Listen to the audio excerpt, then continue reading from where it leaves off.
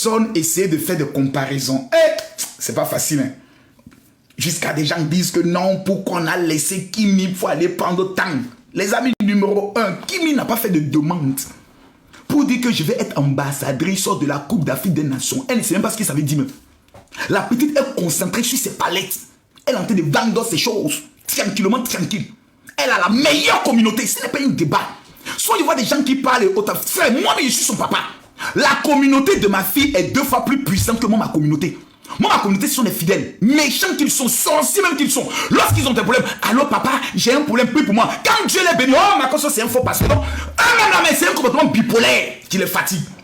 Mais la polémique qui est en train de se faire a pris une autre tournure, qui est en train de devenir un problème Cameroun et Côte d'Ivoire. Ça, déjà, d'entrée de jeu, j'aimerais d'abord dire qu'on enlève le nom de Kimi dans une affaire de concurrence. Oh non, Kimi doit être choisi. Pour ils ont pris Diana, ils auraient dû prendre Kimi. D'abord, elles ne font pas les mêmes choses. Diana est une actrice de TikTok. Elle fait un contenu d'imitation des sons TikTok et autres. Et c'est dans ça qu'elle s'est révélée au grand public. Kimi est une... Elle fait de TikTok un hobby. C'est un hobby. Pour elle, c'est un amusement. Elle vient parler avec ses gens. Elle vient motiver les jeunes filles à faire de l'entrepreneuriat. Elle vient vendre ses produits. Donc, ce n'est pas la même chose. Elles ne font pas la même chose.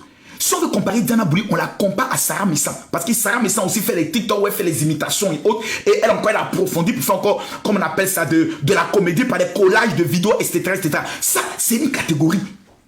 Maintenant, il y a la catégorie des femmes qui cherchent l'argent à partir de TikTok. Ça, c'est les Kimi. En même temps, elle a compris qu'elle a une communauté à elle. Ensuite, elle a des projets. Elle a fait un cas talent musique du jamais vu sur les réseaux sociaux. Elle a fait. Elle organise son brunch du jamais vu pour son âge. Elle a fait. Donc, elle a son parcours. Dans les mondes des sportifs, il y a les footballeurs, il y a les joueurs de tennis, il y a les joueurs de rugby. Sur TikTok, là, chacun a sa catégorie. Ne prenez pas le soin d'aller comparer un joueur de rugby à un joueur de football.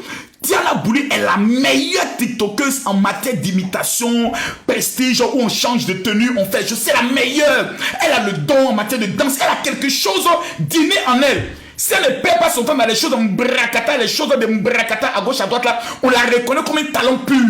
Kimi est une source de motivation pour les jeunes filles qui veulent réussir dans la vie, dans le domaine de l'entrepreneuriat. Donc, c'est pas la même chose. Il faut dire les choses clairement.